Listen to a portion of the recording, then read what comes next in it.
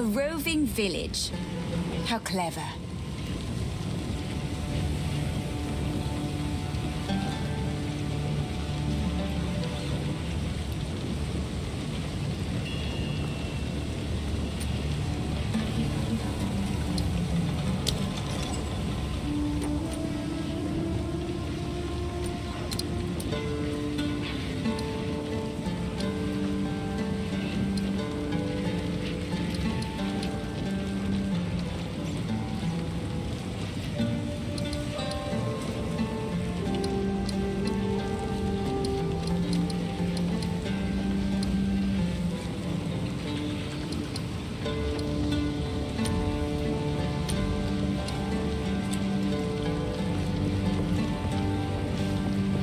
The beast is on the move, twisting the desert as it goes, waking ancient dead and unknown horrors alike. The Countess brought it here as part of some nefarious plan. I assume she has allies here. I must track them down and convince them to give up this madness.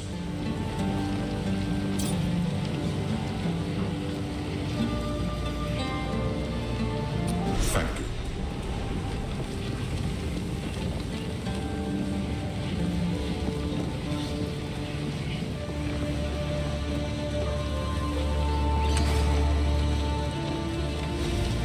Who goes there?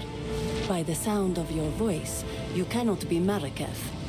It is always intriguing to meet foreign warriors and learn their ways of war.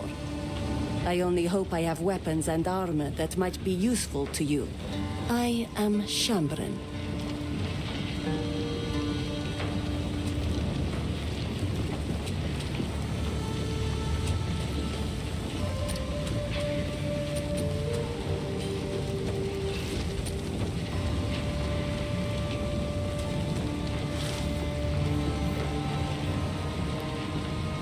I'll unburden you.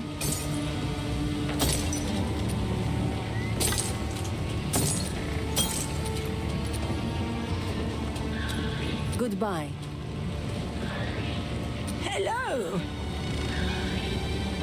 I have a very long official title, but you may simply address me as Zaka.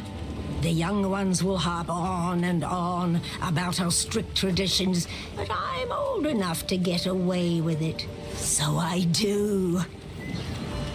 My role is that of a keeper of tales.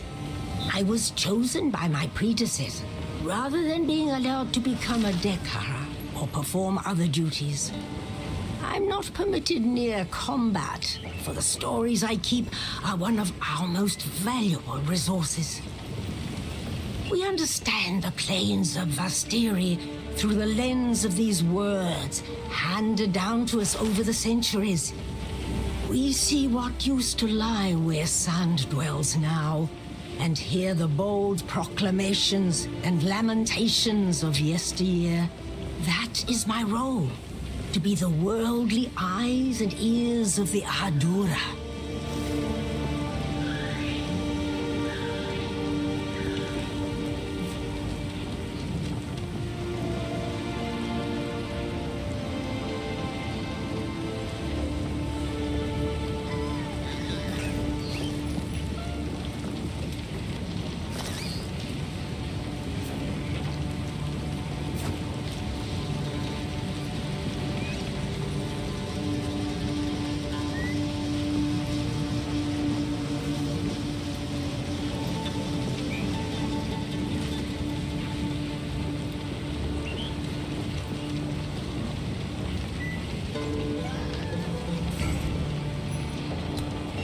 This is the tale as it was told to me by our Akara's tale woman before me, and as told to her by the tale woman before her. These words have remained unchanged since the beginning. Many thousands of years ago, we were a simple people, hunters, roamers. We moved valley to valley in search of meat and berries. There was none of the discipline we know today, but that was about to change. These fair plains became barren and lightless. A time those generations called the winter of the world. 1,000 years of ice brought hardship and suffering, but that was only the beginning. To the south, the foreign tyrant An fell, and horrible creatures flooded forth under this darkness, seemingly born of bone and blood and foul magic. Survival meant banding together and creating the strict traditions that eventually became what we know today. To fight was to live. Disorder meant death. In the darkest depths of that era, when hope was but a memory, the twin sister Sekimas, Solarai and Landara, arose to unite our scattered peoples for the first time. They wielded the essence of gold and silver, gleaming with such ferocity that the grey skies had no choice but to give way. The creatures retreated under the sands, never to be seen again, and our fair plains blazed with emerald forests and sapphire rivers. This brought about the most glorious age of our people, a time of conquest, wealth, great heroes, and gods that lasted for another 1,000 years. But then, one fell winter, the gods vanished. Our beloved Garukan was the last to succumb, holding on for 2 moons against a powerful innovation. She gave what final orders she could, mandated our traditions be upheld, and then went silent. The Maraketh were not disturbed. We did not lose hope. We knew who we were, and those values had not left us with the departure of the gods. When the sky burned, when the Vaal fell, when the Eternals came and sought to be our masters, and then fell as well, we endured. We have protected these fair plains for 304 generations, and we will continue to do so for another 304. That is our duty and our birthright.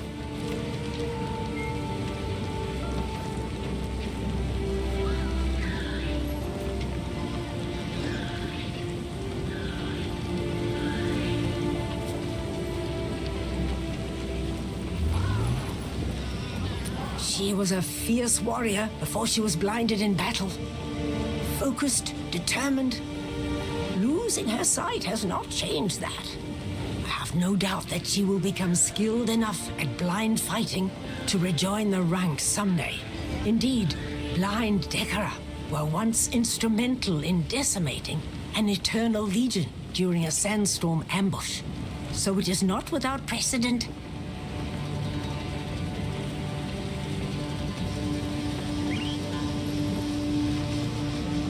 Wander.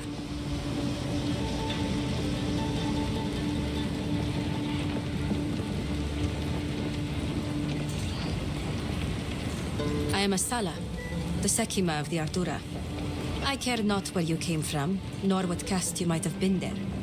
All that matters is that you have shown yourself capable in battle, Jingak. Remain a friend to the Ardura, and you shall have nothing but respect from us.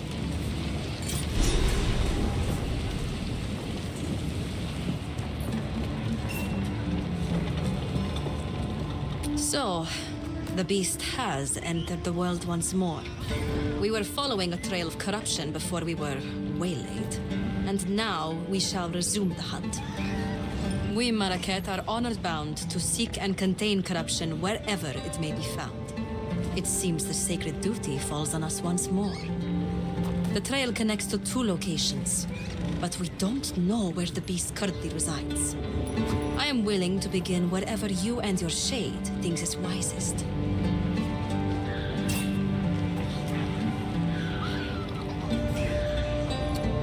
Foreigners often misunderstand the concept of the Sekima. I am no dictator, and do not make some pathetic claim of divine right. Emperors are for nations filled with the weak-minded and soft, As history has proven, every time an empire falls and we endure. I am Sekima, because others have put their faith in me as the strongest and most capable among us. I lead because there is no better replacement. It is a role I deserve, by definition.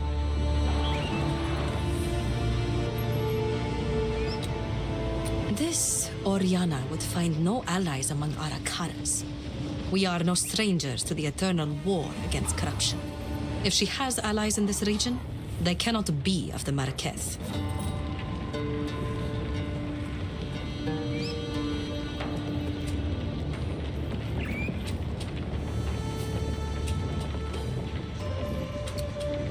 After the Beast of Highgate was slain, all other Akaras vowed to pursue and eradicate corruption should it ever return.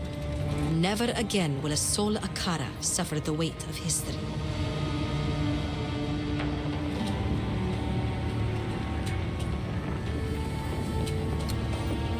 Corruption has returned to the Vestiri. Before this season, the Hyanic warriors you fought would never have dared raid a caravan.